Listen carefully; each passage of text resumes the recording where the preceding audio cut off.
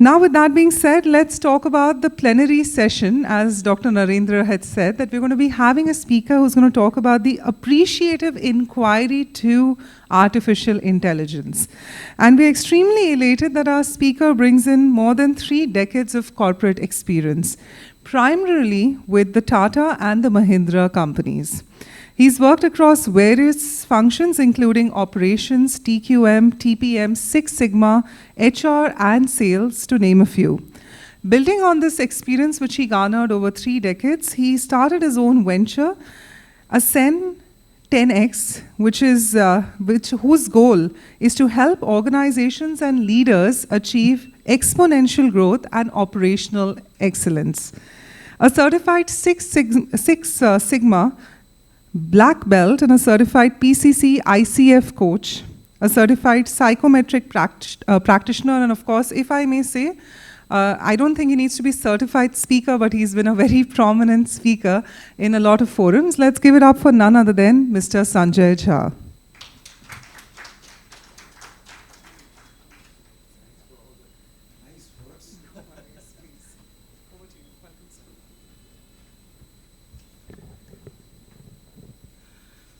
First of all, I would like to extend,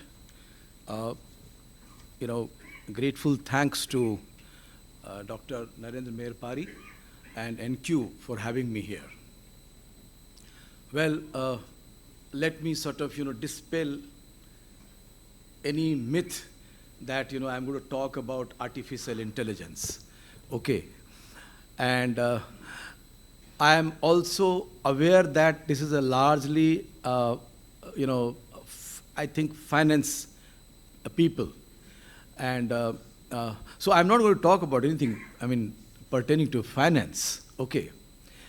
I am basically going to talk about the people aspect. Okay.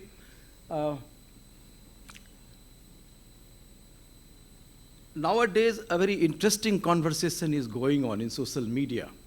90 hours versus staring at your own wife. So, the intellectuals, the industry people, they are divided into these two mighty groups, so to speak.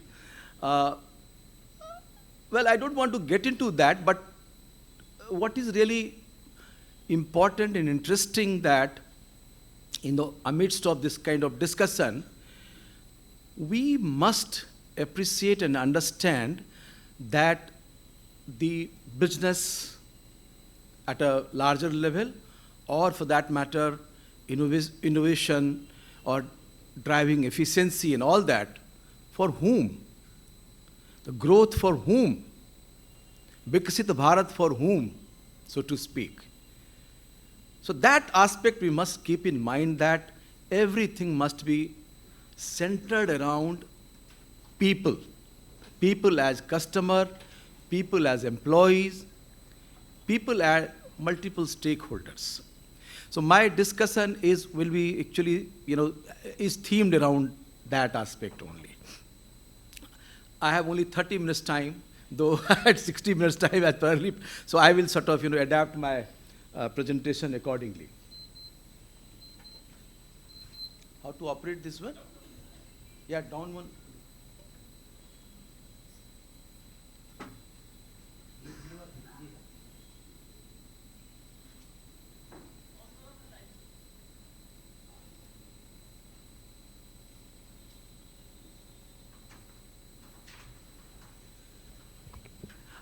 I don't want to discuss about my resume. The lady has done a great job. And so I left Mahindra Group in 2023 and started my own venture. And now I am conducting leadership development program and consulting in the areas of talent management, then operational excellence, which is my favorite area. And I'm also a certified coach. And I have also started doing podcast of industry people. And this term, this tongue twist term phrase, appreciative inquiry to artificial intelligence, is actually name of my podcast series. Somehow, I mean, I'm feeling guilty that, Dr. Mirpari thought that I'm going to talk on that subject. Okay, so as I sort of, clarified that I'm going to talk about the people aspect. Well, I don't need to sort of, tell you how India is poised to become the global leader, the world guru, so to speak. India has already demonstrated under the able leadership, in terms of economic growth, in terms of innovation, in terms of digital transformation, in terms of multiple things like, organizing election at massive level, organizing, Kumbh Mela and all that. These are something, to be benchmarked by the other countries of the world. But what I am really, I think that, I deeply think that India deserves to be world guru and India should be world guru, is its spiritual root, so to speak. Because, world has come to a stage where the so-called godfather of artificial intelligence, Geoffrey Hinton, if my memory serves me right, he says that, by 30 years, the artificial intelligence could grow in such an ugly manner that it can either enslave us or annihilate completely.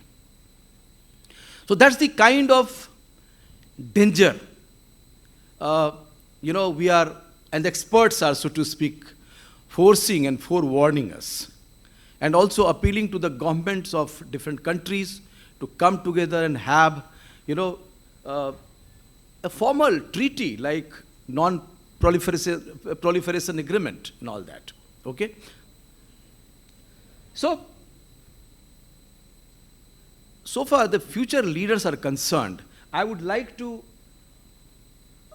urge them that be cognizant of this fact that people must be at the heart of everything we do. It could be employees, it could be customers, it could be any form and shape of people, but it must be people. It must be in the larger interest of Homo sapiens, if I put it use that term. We must not lose our sight, otherwise we will be moving towards disaster, so to speak. Well, before I move ahead, I would like to read here, the American speaker and political activist Marianne Williamson's, I would call it poetic prose. Our deepest fear is not that we are inadequate. Our deepest fear is that we are powerful beyond measure. This is the deepest fear. We are powerful. We have become powerful beyond measure. It is our light, not our darkness, that most frightens us. We ask ourselves, who am I to be brilliant, gorgeous, talented, and fabulous? Actually, who are you not to be? You are a child of God. Your playing small doesn't serve the world. There's nothing enlightened about shrinking so that other people won't feel insecure around you. We are all meant to shine as children do. We are born to make manifest the glory of God that is within us. It is not just in some of us, it is in everyone. And as we let our own light shine, we unconsciously give other people permission to do the same. As we are liberated from our own fear, our presence automatically liberates others. This should be the key theme for any future leaders development program. This should be the mindset future leaders should have. And I'm quite hopeful that Indian future leaders who have all said and done that spiritual root, who have the background of Upanishad and all, they would be able to soon take the lead in the changed landscape of landscape of the world, so to speak. That is my wish, and that is what I think that can save this world. In this slide, as you can see, I have talked about let thousand flowers bloom. So what I mean that future leaders should know how to strike the fine balance between the technology and the natural and cultural growth, so to speak. How to allow others also to grow. How to not think, growth, leaving others behind. And that is the disturbing thing happening today in corporate world. I'm seeing. Let me tell you, that CEO would come daily with some new ideas, new business models, new revenue models, and all that. And if that model doesn't work, people at the junior level or mid level will be fired, left, right, center, for their no fault, so to speak. That is quite disturbing. And that creates a very, I would say, cascading effect in the society. All said and done, organization is a microcosm of society itself, isn't it? Society is the extended and larger form of organization. So organization must take the responsibility in that sense to thinking about the holistic growth.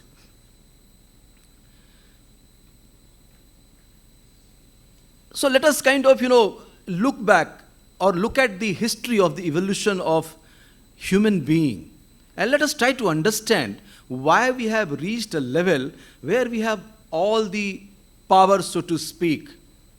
We can go to Mars, Moon. We have knowledge about the DNA and galaxy.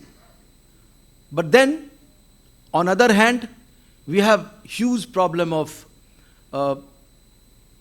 war, so to speak. We have huge problem of terrorism.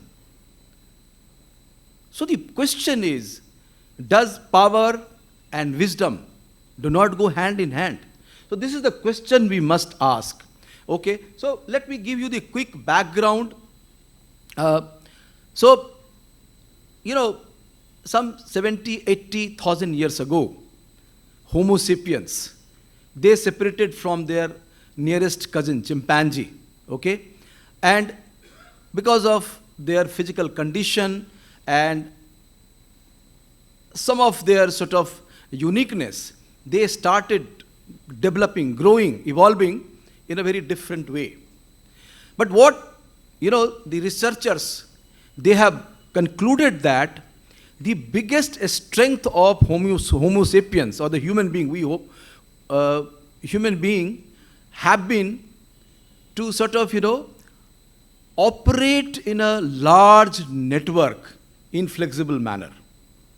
No other beings, no other animals can operate in a large network or in a flexible manner, so to speak, as Homo sapiens can do.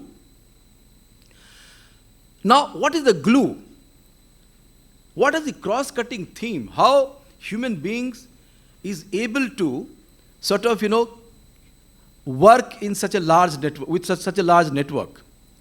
The glue is, as the historians and the researchers, they have concluded that it is their ability to tell the story. It is their ability to put the subjective reality or impose the subjective reality on the objective reality.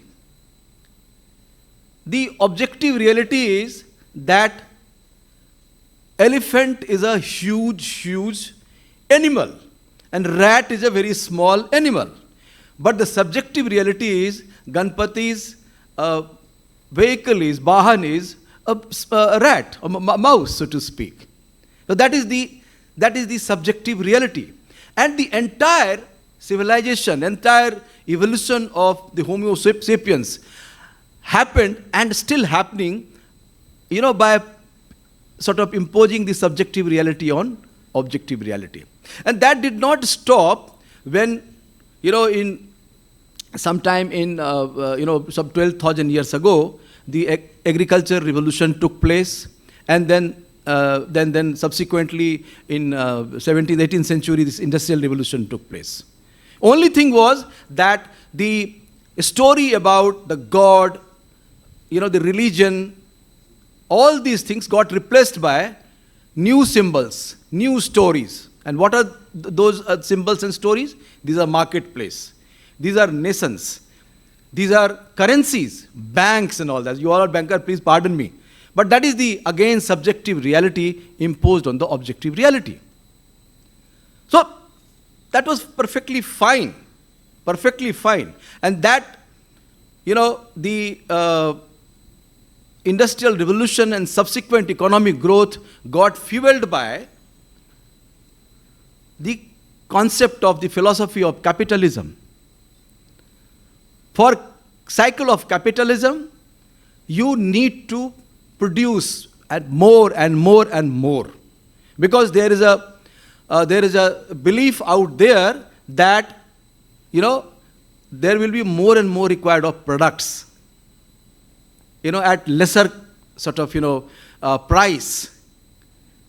Better quality will be required at faster rate, so to speak. So it is like it is like driving a bicycle. Unless you pedal, you will fall. So capitalism start working with that mindset. And then what happened? Then Americans and then, rest of the world also learned to use the term free will and freedom and free will. So we all feel that, we are using our free will in this market economy, but the fact is that we got enslaved by our pursuit of newer and newer experience. Every time we want new experience. And without realizing that, where it will end, more we have, more we want kind of mindset we have developed. Okay. Well, I am not against economic growth. I am actually completely for it. Okay. I am supporter of capitalism. I am supporter of all these system we have developed. But the problem is that, as Anand Mahindra would say, that pause before you punch, deliberate before you deliver, and reflect before you react. We are too much obsessed with this speed, too much obsessed with, the experience economy, so to speak, that we forget that we can also take pause. We can take stock of what is happening, what is going on well, what is not going on well.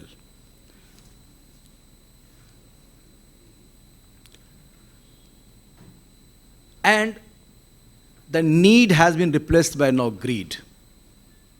Greed of powerful people who are great storyteller. I'm using the term of Yuval Harari, the Israeli historian, who would say that, we have those storytellers still present in the society. They are the mighty people.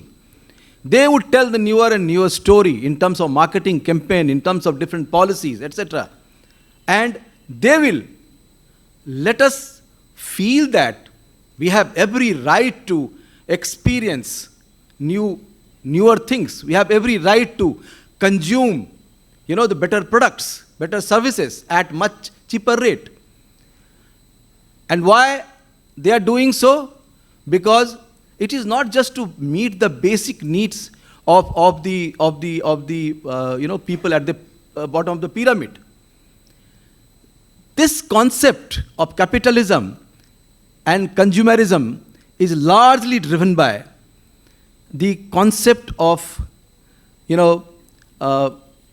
that economic growth and happiness, they are synonymous. And greed has replaced the need, so to speak. That is dangerous. That is dangerous because this is leading to environmental degradation. That is leading to, huge gap between haves and haves not, and lot of disparities. The world is divided into dangerous groups, so to speak, very, very vulnerable. And it is quite apparent that, it will not be possible for mighty people in this form to suppress the haps not. It is not possible, because the number of haps not is growing like anything.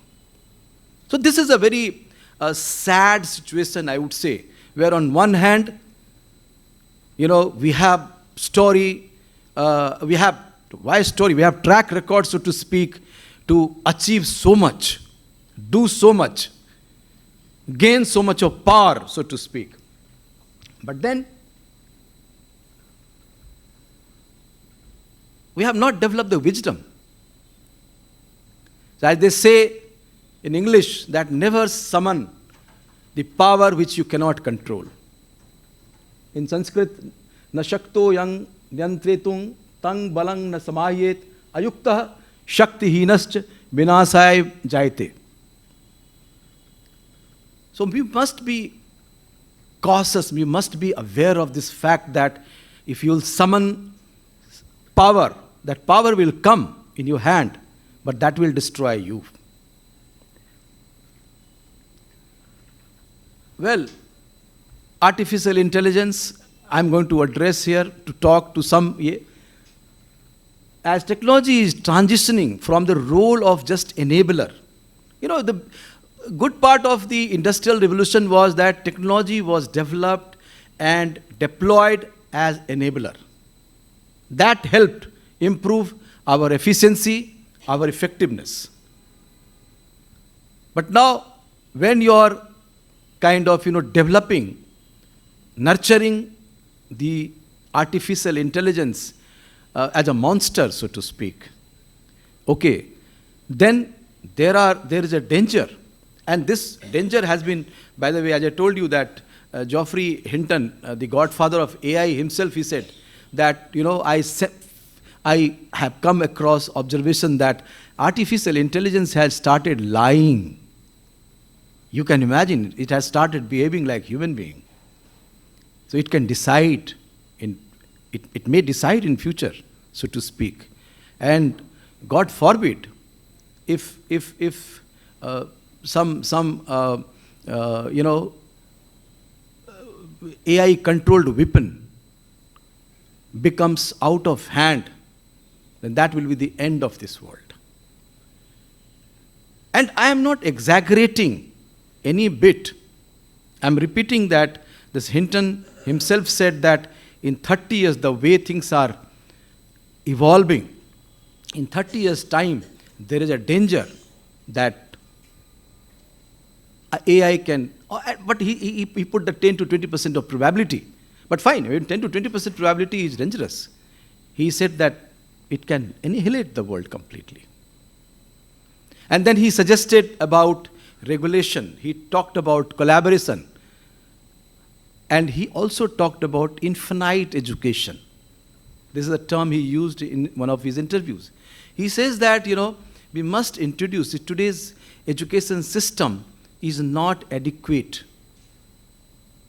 Today's education system cannot kind of, create that self-awareness in ourselves about what are we doing. Cannot sort of, help us suddenly take a pause before we punch. That is why infinite education, lifelong learning, he said that we must introduce in formal way. By the way, you people will be knowing that there are many, even IIMs, and even I heard about Harvard. There are Harvard grad. They are unemployed for last 3 months. Completely unheard. Okay? But all these things are happening. So let me go back to my original point where I said that India has that Upanishad root, Tattvamasi. Who am I? That is a vital question we are not asking. All these materialistic, so to speak, prosperity has become part of not just consumption, but part of our identity. What kind of clothes I wear? How do I speak flawless English? How do I stand? How do I shake hand? All these personality ethics, as Stephen Covey, he said in his book, that has become more important than asking, who am I? What I should aspire to become? What should I do in the larger interest of people? Ko aham. In Chandogya Upanishad, Aruni, he tells his son, this is from Advait Darshan, Tattvamasi. You are, you are the God. But that self-realization, that's very, very important. And we must have training program around that. We must have education around that. That future leader must have that sense of Tattvamasi, that sense of responsibility. Okay. Well, these are some of the, I would skip because of the paucity of time. But then this is Anand's, raising consciousness has become very, very important in today's time. Consciousness, to become self-aware, who am I, and what is my responsibility, what I am supposed to do, how I am supposed to behave, these things have become very, very important. By the way, consciousness, interestingly, has become, hot topic of discussion even in physics. Actually, Schrodinger, the guru of quantum mechanics, he actually talked about, consciousness. He said that, I'm thinking that, this is related to quantum mind, so to speak. Now, people are arguing that whether consciousness is within us or we are within the consciousness. Anyway, that's a very high-level discussion. I'm quoting Upanishad. So my purpose is not to go that level. Okay. But that self-realization, that being aware that we have to save the humankind, and that is the only way to grow. Okay. Otherwise, any growth out of that greed mindset will be counterproductive, will not serve anybody's purpose. In fact, people like Yuval Harari and others, they have actually portrayed a very dangerous picture. They said that, people are learning how to replace their limbs with artificial limbs, brain with computer. So who knows? Tomorrow's man would become the demigod, so to speak. They will not die because they will have the ability, so to speak, or they will know how to replace their various hands and various limbs and mind and all that. But at the same time, they will not have emotion. They will not have empathy. They will not have the sense of connection. They will become machine. And they will treat the way we are treating cockroach today. So society will get divided into two groups. Useless class people who will not have access to this kind of costly limbs and minds and all that. And then demigod or homo deus, as they say. Anyway, because of paucity of time, I don't want to get... So transformation is a sequential process. In my second session, I will be discussing about the coaching technique, and which will actually, address about the transformation, step-by-step transformation process. But transformation should come in the mainstream. We all are desperate people. I mean, we all are looking for the economic growth, but we must take pause. Awareness becomes very, very important, and the opportunity I talked about, this is McKinsey research, what they said that consciousness and the leadership effectiveness, they are directly related. More you are conscious, more you are effective as leader. Okay, when I'm saying leader, I mean handling the complexity, handling the ambiguity of today's time, handling the volatility of today's time with grace, with composure, with calmness. By leadership, I mean that. Then only you will be able to. Otherwise, all these numbers, which we keep chasing on quarter basis, will be just a futile exercise.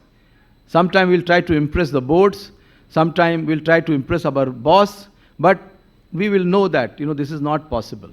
Or we will not have any clue at least, okay? And which will be very tiresome, very exhaustive process, though we'll be earning a lot of money, we'll be sort of, having a good car, good brand car, and etc. But we'll be leading a very empty life. And that is what we are doing, why we'll be.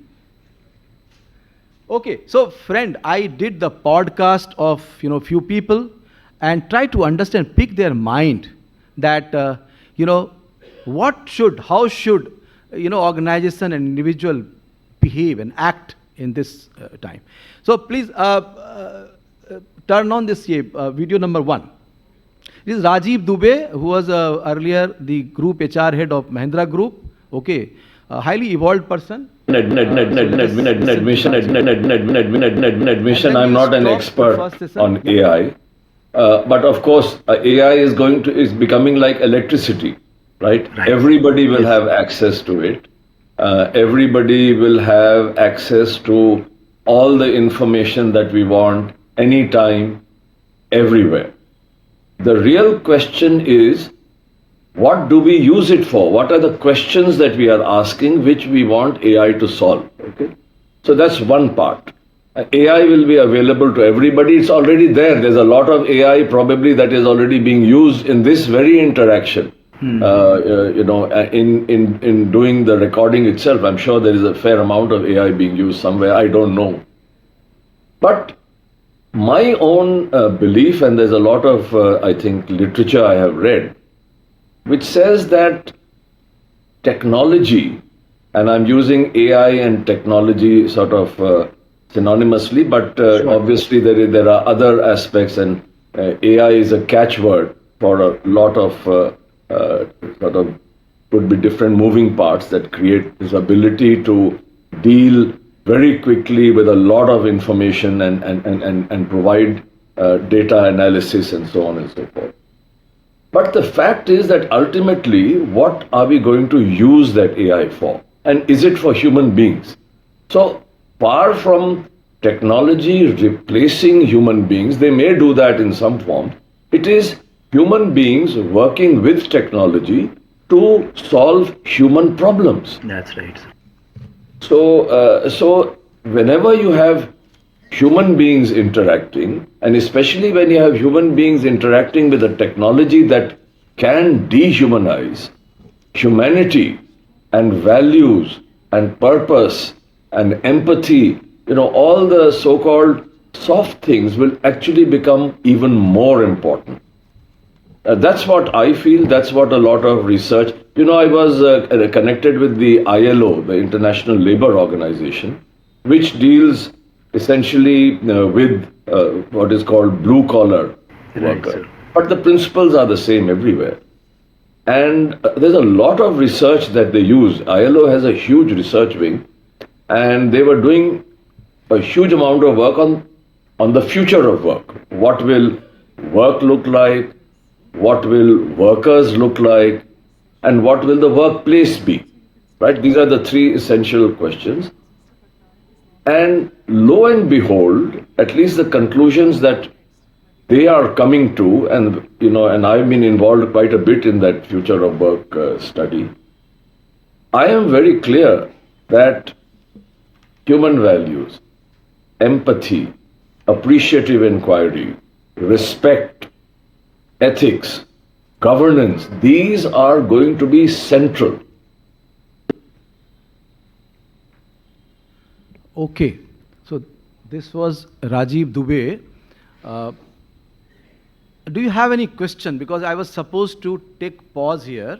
Okay, so if you have any question, please feel free to ask me. And then I will move to my next, sort of your next, not is the next session necessarily. Yeah, it's like a continuation. Yeah, so in continuation, I'm going to talk about coaching and all that, mindfulness and all that. So do we have any questions? If yes, please raise your hands. I think in that case, if we may request you to further, Mr. Jha, take forward the coaching bit, which you were going to cover in the next second half. So over to you, sir. Okay, fine. So tell me, how much time do I have now? Half an hour? That's it? I mean, in one go I have to... One go. Super. Great. No, fine. That's perfectly fine. Okay, so see, what is coming out as a clear theme that Mr. Rajiv Dubey also talked about the same thing, and earlier also, you know, I talked about a common, theme emerging, you know, how a leader should behave, how a leader should act, what are the competencies of leaders, so to speak. Okay, so Mr. Dubey talked about empathy, he talked about human values, he talked about connections, he talked about appreciative inquiry. So these are the key themes, so to speak, I would say, okay, which are actually emerging as a common theme for today's leaders. And so I'm going to talk more about that. But at the outset, let me tell you that it is difficult to sort of undergo the self-realization process. Because, it is easier to read and get good score in thermodynamics, but it is difficult to touch a hot rod, so to speak, and experience about the heat, isn't it? But when you touch the hot rod, then your experience is authentic. Your scoring, very high score, so to speak, in thermodynamics does not necessarily give you the authentic experience of heat per se. Okay? So, that said, self-realization can't be taught, so to speak. It can be only triggered. You can be inspired only to undergo this self-experience, self-awareness. Sir. Can I stop now? आप ये conclude करके फिर start करो. अच्छा, ठीक. Oh, you are all. No, sure, no. Anytime. For you, doctor, anytime. This is his style, flexible style. And I love, by the way, he's a great human being, by the way, I must tell you. अरे नहीं sir, आपके बारे में जो that lady said no कि इनका young होने का क्या राज क्या है, ये राज है. He's so, I would say, so. Great presentation. I will watch it later. नहीं, sure, please. Okay. So may I stop here and then? Huh? Yeah, sure. No, madam, he is there. Acha, I will take the question answer later on. Yeah,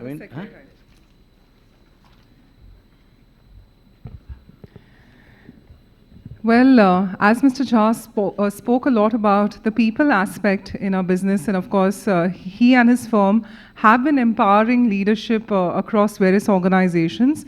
In the next half of what he's going to be covering is going to be the coaching aspect. So we're really looking forward to that, Mr. Jha, and it's glad that you're able to take that humble and mighty break which was needed. And on that note, it is indeed an honor for me to now call upon